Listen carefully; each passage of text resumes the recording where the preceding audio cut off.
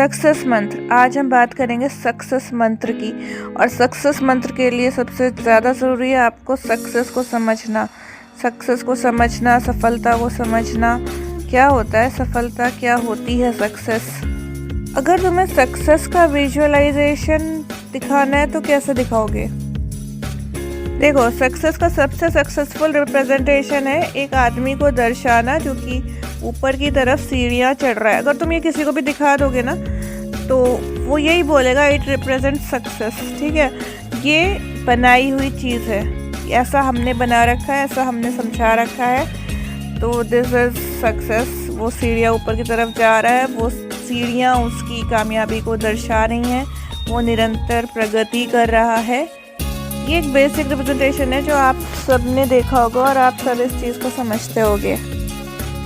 आज जिस सक्सेस की बात करेंगे उसको रुपयों में तौला जाता है। आज अगर मैं 50 रुपये कमाता हूँ तो आज से 2 दिन बाद में 100 रुपये कमा रहा हूँ, उसके 4 दिन बाद में 200 रुपये कमा रहा हूँ, तो I am succeeding in my life. ये है आपकी आर्थिक सक्सेस, आर्थिक सफलता, जिसकी वजह से अगर आप आगे बढ़ते हैं तो आप अपनी जिम्मेदारियों को निभा पाते हैं, आप सब कुछ कर पाते हैं, आप मटेरियलिस्टिक चीज़ें खरीद पाते हैं, आप वो सब कुछ कर सकते हैं जो आप करना चाहते हैं, क्योंकि ये पैसों पर निर्भर है। अगर आपके पास पैसा होगा तो आप सब कुछ कर लेंगे। अब बात ये है कि अब ये जो पैसों वाली सक्सेस है इसको पाना कैसे है। पैसे कमाने के देखो बहुत तरीके होते हैं। बिजनेस होता है, एक पानी पूरी वाला भी अमीर होता है, और कोचिंग सेंटर्स वाले भी अमीर होते हैं। वो जो कोचिंग सेंटर्स जो अमीर होते हैं मैं उन कोचिंग सेंटर्स की बात करती हूँ जिनके ओनर के पास डिग्री नहीं होती बट उन्हें बिजनेस चलाना आता है, तो वो सक्सेसफुल होते हैं। They are the leading coaching institutes in India. ठीक है, लेकिन मैं इसकी भी बात नहीं करूँगी। मैं उस सक्सेस की बात करूँगी जो आपको किताबों से मिलती है, जो एक सीधा साधा इंसान पढ़ाई करता है, स्टेप बाय स्टेप ग्रेजुएशन करता है, एमबीए करता है, और उसको लगता है कि उसे वो सक्सेस मिल जानी चाहिए जहाँ पे इतने सारे लोग हैं और उसको वो सक्सेस नहीं मिल पाती है। उस सक्सेस को नहीं मिलने के क्या रीजंस होते हैं, हम उस चैनल की बात करेंगे। हम बिल्कुल बेसिक चैनल पे जाएंगे आज, और वो बेसिक चैनल है आपकी पढ़ाई, आपकी एजुकेशन। ठीक है, देखो आप 10th तक पढ़ते हो, 12th तक पढ़ते हो, ग्रेजुएशन करते हो, और उसके बाद आप उन एग्ज़ाम्स को देने में लग जाते हो जो आपको ये वाली सक्सेस दिलाने वाले हैं। दौड़ तो आपकी उसी दिन शुरू हो जाती है जब आपको 10th क्लास में सब्जेक्ट्स चुनने होते हैं। तभी मेंटल प्रेशर आना शुरू हो जाता है कि मैं क्या लूँ और आगे क्या सब्जेक्ट्स लूँ और फिर आगे किस चीज़ में ग्रेजुएशन करूँ कि मैं आगे बढ़ सकूँ। ठीक है, कई लोग ग्रेजुएशन करते हैं साइंस में, एमबीए करते हैं एचआरएम में, और फिर नौकरी करते हैं किसी और डिपार्टमेंट में। क्या ये सक्सेस है?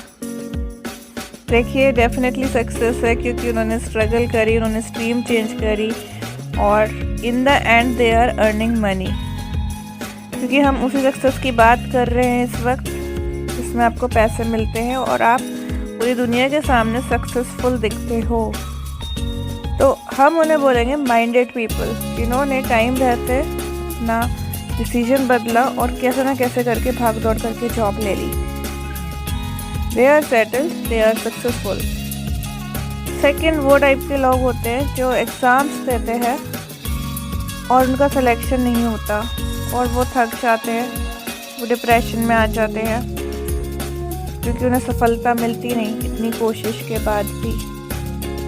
आज हम इन्हीं लोगों की बात करेंगे जो सक्सेसफुल तो हो सकते थे लेकिन अपनी एक गलती की वजह से इन्होंने सक्सेस को ख़त्म कर दिया या अपने पास आने नहीं दिया। आप लोगों के एक्सक्यूज़ेस बहुत होते हैं, रिजर्वेशन नहीं था, जनरल कैटेगरी से है, पेपर टफ था, लेकिन आप कभी ये नहीं कहते कि यार मुझे क्वेश्चंस नहीं आते थे, मेरा पेपर गलत गया, मेरा पेपर ख़राब गया। ये कहना जिसने सीख लिया ना वो अल्टीमेटली सक्सेसफुल हो ही जाएगा। अपनी गलती जब मान लोगे ना तो डेफिनेटली सक्सेसफुल हो जाओगे। और जब तक सिस्टम में कमियां निकालोगे कभी सक्सेसफुल नहीं हो पाओगे। तुम नौकरी क्यों करना चाहते हो कि तुम्हें इसी सिस्टम से जुड़ना है जिसको तुम गलत कह रहे हो। अगर तुम उस सिस्टम में आ जाते हो तो तुम्हारे लिए वो सिस्टम गलत नहीं है, तुम उसे बदलना भी भूल जाते हो। तुम आँख बंद करके काम करते चले जाते हो, करते चले जाते हो, तुम्हें कोई लेना देना नहीं है फिर उस सिस्टम से। वो सिस्टम तुमको जब तक बुरा लग रहा है जब तक वो तुम्हें नौकरी नहीं दे रहा है। जिस दिन उसने बोल दिया ना hello ma'am, hello sir, you are selected, उस दिन ना वो सिस्टम ही तुम्हें जान से प्यारा हो जाता है। तुम अपनी सोच में कितने बायस्ड हो ना। सक्सेस मंत्र यही है, ये सब छोड़ो यार, मन लगाकर मेहनत करो। जिस वक्त थक के हारने वाले हो ना उस वक्त अपने पेरेंट्स की तरफ देखो, उनसे सीखो कि यार तुम्हारी हर ज़रूरत को पूरा किया है। और आज भी तुम कुछ कह दो तब वो ये नहीं कहते कि ये नहीं हो पाएगा, ये उनकी सफलता है और इसी लेवल पे तुम्हें जाना है। और तुम ये छोटी सी पढ़ाई में सेलेक्ट नहीं होते, तुम कुछ क्वालिफाई नहीं कर पाते and you are going to do a suicide, you are a loser. क्योंकि तुम्हें लगता है ये आसान है, जो मुश्किल है वो तुम करना नहीं चाहते।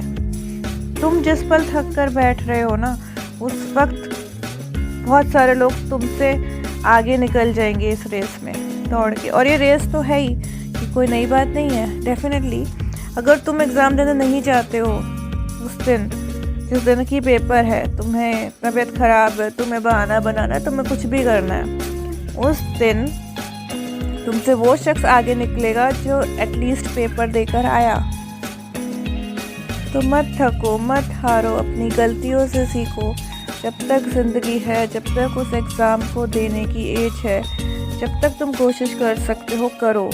एक बार हारते हो, दूसरी बार टूट जाते हो, तीसरी बार इन सबको जोड़कर खड़े होना है, इन सबको पॉजिटिव डायरेक्शन में लेकर जाना है। तुमको नेगेटिविटी लानी ही नहीं है, तुम्हें बस ये दिमाग में रखना है चलो यार मैंने इस एग्ज़ाम से ये सीखा, अच्छा ऐसा क्वेश्चन भी आया था, मुझे इसकी नॉलेज नहीं थी, चलो मैं इससे रिलेटेड 10 क्वेश्चन और करके जाता हूँ, मे बी मैं नेक्स्ट टाइम सेलेक्ट हो जाऊँ।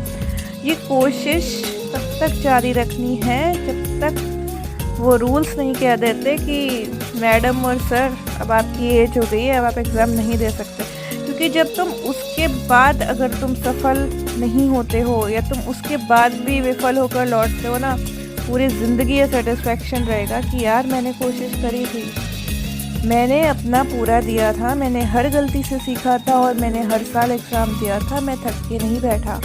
अगर तुम 2 साल में कोशिश करके हार जाते हो तो कभी ये मत कहना कि मैंने पूरी कोशिश करी थी, यार सिस्टम ख़राब है।